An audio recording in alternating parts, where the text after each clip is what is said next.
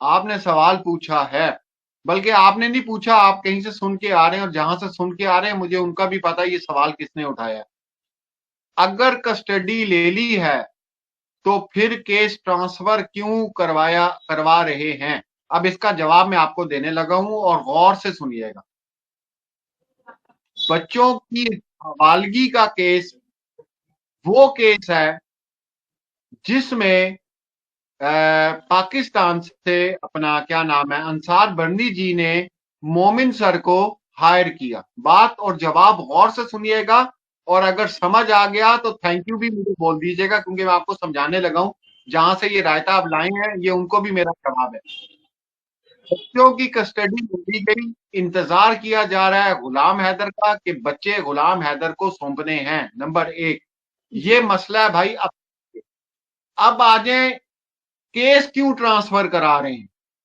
ये मसला है कि जो उसने जाली शादी की, जो उसकी चार्जशीट पेश नहीं की जा रही, और मोमिन सर ने सबके साथ वादा किया है कि इसको मैंने जेल करा के ही छोड़नी है। आप बच्चों की कस्टडी के अलावा, गौर से सुनिए डैनी टॉक, बच्चों की कस्टडी के अलावा 11-12 केसेस किस हवाले से किए गए हैं? ये मेरा क्वेश्चन आपसे है।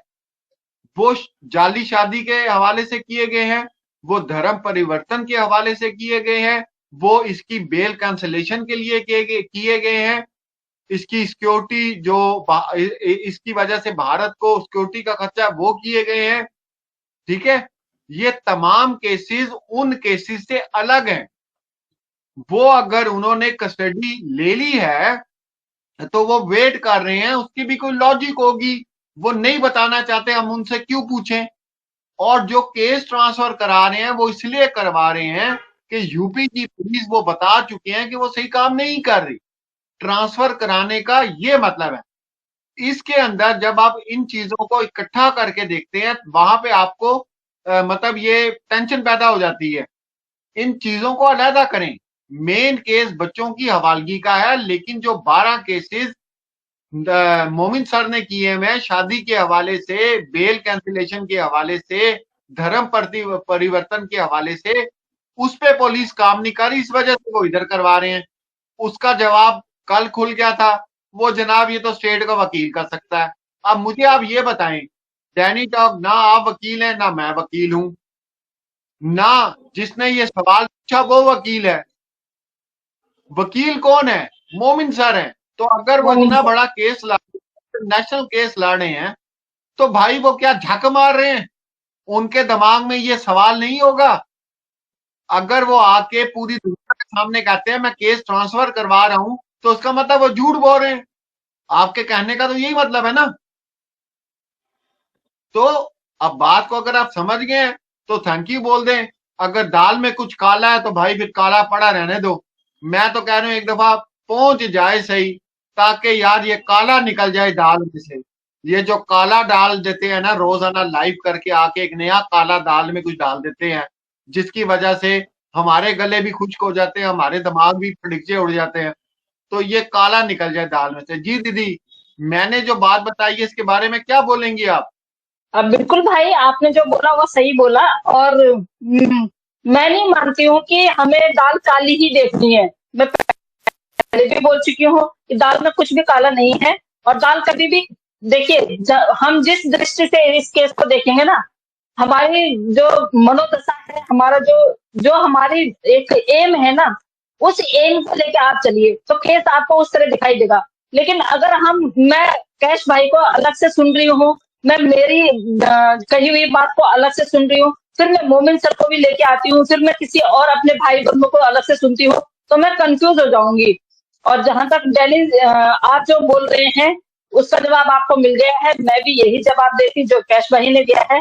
तो प्लीज, अगर आप हमारे बोलने से मुतमिन नहीं होते हैं, तो मोमिन मलिक साहब ने बोला हुआ है कि जिसको भी जो चीज की जरूरत है, जो पूछना चाहता है, जो जानकारी लेना चाहता है, कम्युनिटी पे उनका नंबर है। आप वहां से नंबर लेके कॉल कर सकते हैं, या मैसेज में उनसे बात कर सकते हैं, या वॉइस नोट छोड़ सकते हैं, और आपको आपका जवाब डेफिनेटली मिलेगा।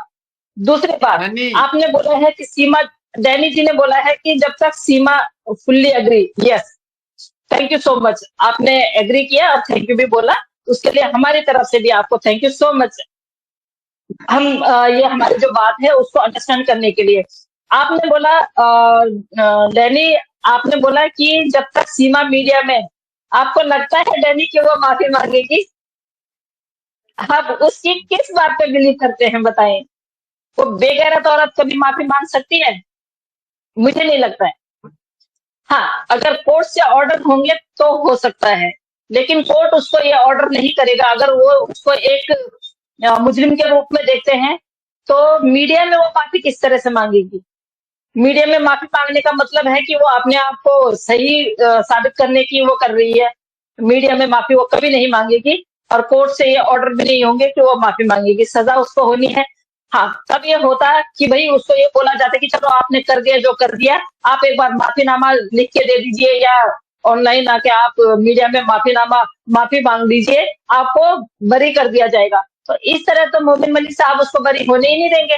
मोमिन मलिक साहब ने तो उसको सजा दिलानी है 5 से 7 साल की, हो सकता है 11 साल की भी हो सकती है इंडिया में, पर चाहे वो एक रात को भी रहे, और मोमिन मलिक साहब ने उसको कस्टडी में डलवाना ही डलवाना है। ये है। और हमारे दिल को भी सुकून तभी मिलेगा जब ये जेल की रोटी हमारे, पहले इसने खाई थी, जब ये पहले आई थी तब इसने बाहर भी खाई थी खूब। ये जेल जाने से इसलिए डरती है क्योंकि जेल में होती है कुटाई, और जब इसको रिमांड पे लिया जाएगा ना,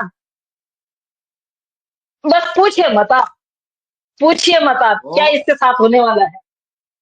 इसके साथ मैं जो होगा, अ, एडी मैं भाई, आप बिल्कुल भी किसी भी, एडी भाई ने आपसे तो ना हाइपर उसमें मत लीजिएगा, और जो आप लिख रहे हैं मैंने उसका आपको जवाब दे दिया है, और आप बिल्कुल भी यहाँ पे किसी के खिलाफ नहीं लिखेंगे।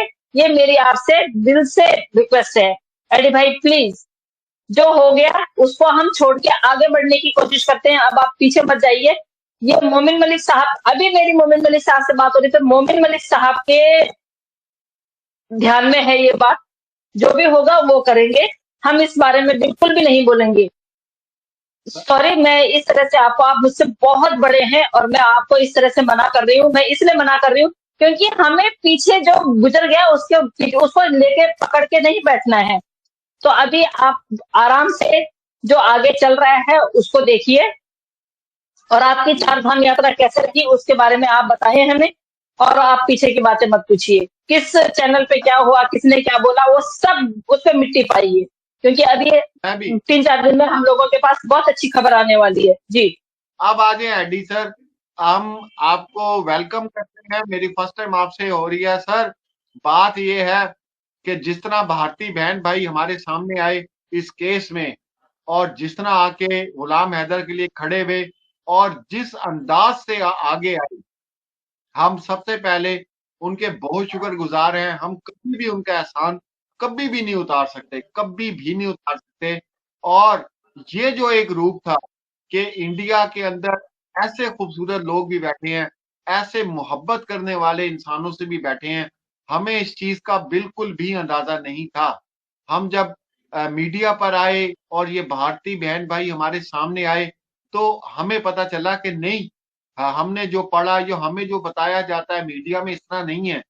तो हम आप लोगों से ये रिक्वेस्ट करेंगे कि अगर कोई ऐसी चीज आप लोगों की दिल आजारी भी हो जाती है, तो जो बड़ापन आप लोगों ने दिखाया था, शुरू से ही दिखा रहे हैं और अभी तक दिखा रहे हैं, वही बड़ापन, वही दिल आपने उसी तरह रखना है। क्योंकि हम सब एक मकसद के लिए एक जगह पे खड़े हुए थे, और इसमें सबसे बड़ा किरदार हमारे भारतीय बहन भाइयों का है।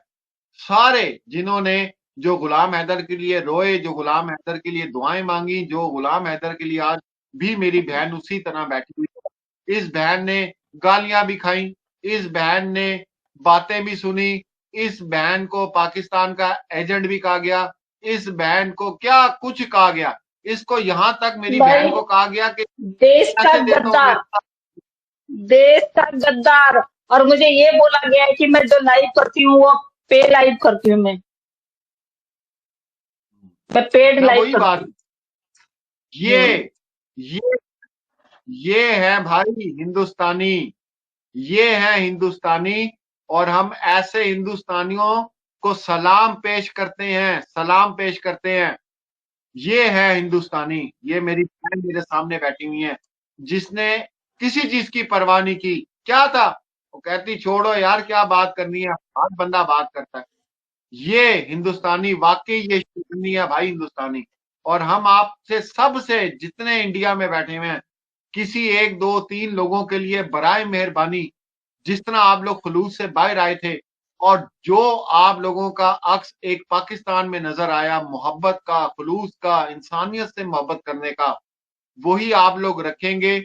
और आप साबित करेंगे कि आप इंडियंस हैं, ये मुझे पता है। एडी सर, बिल्कुल। आपको मेरा जवाब मिल गया हो, आपको हम बहुत वेलकम करते हैं। और